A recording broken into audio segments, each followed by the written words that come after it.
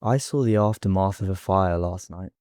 I got back pretty late and I looked out to see a cloud of smoke in the air somewhere over Bermondsey in South London. I looked it up, wondering what was going on, and found online that there had indeed been a fire, a pretty big one at that.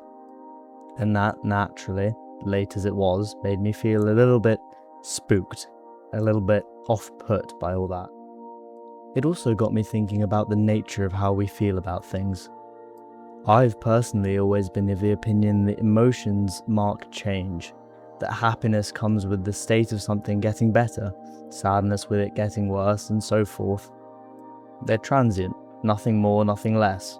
It's difficult, and perhaps unintuitively so, to be happy with a state of being. And I think that's an unreasonable target that a lot of people set themselves. That does beg the question, how do we be happy? Or how do we live a good life, and one in which we're mentally stable in a world that seems to come and go like the tides? How do we control something that is so inherently ephemeral as an emotion?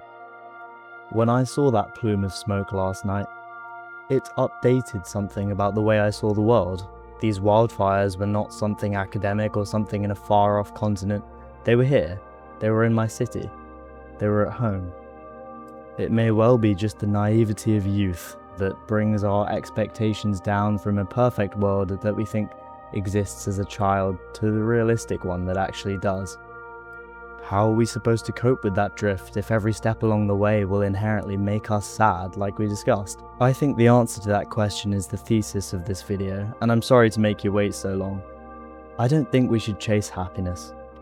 No one can guarantee that the state of things in our lives and in the wider world will consistently get better, which is what I think actually spurs happiness. So I suggest something different. I think we should all chase peace. I think contentment should be the ultimate target for our lives, and if we can achieve that, and truly be comfortable in our own decisions and our own situations, then we've won. Oh, but peace is nothing compared to happiness.